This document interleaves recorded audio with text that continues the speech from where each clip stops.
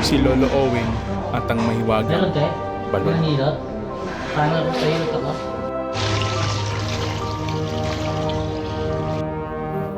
Ang pananampalataya ng mga Katoliko ay paraan para mabawasan ang mga problemang kinakaharap sa araw-araw.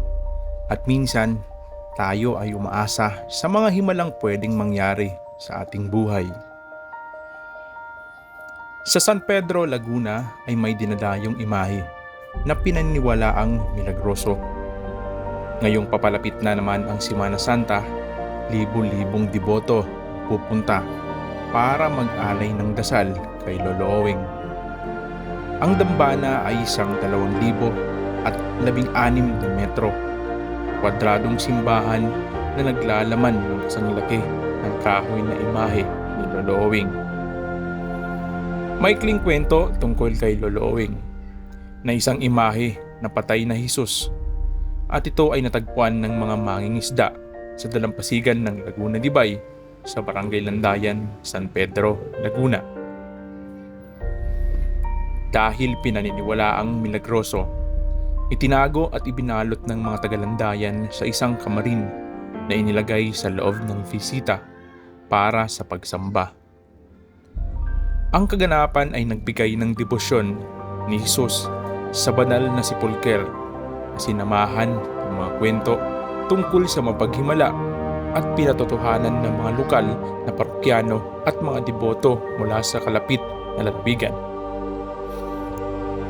Ayon din sa mga lokal na residente, ang pangalan ni Lolo Owing ay nagmula sa Emmanuel Salvador del Mundo, ang pangalan na ibinigay ng unang deboto ng patron.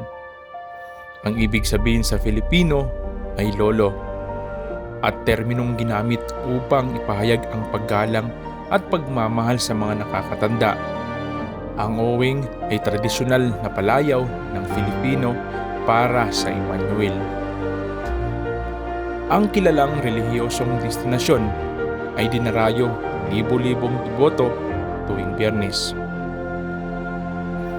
Ang mahiwagang balon ni Lolo Owing na kung saan dito nakuha ang nasabing imahe ay pinaniniwalaang milagroso na sa hanggang ngayon ay dinarayon ng mga tao upang mag-igib ng tubig na kayang makapagpagaling ng may mga karamdaman sa pamamagitan ng pag-inom o pagpaligo ng tubig. Ang sino man ang nagnanais na gumaling ay manunumbalik sa kanyang magandang kalusugan.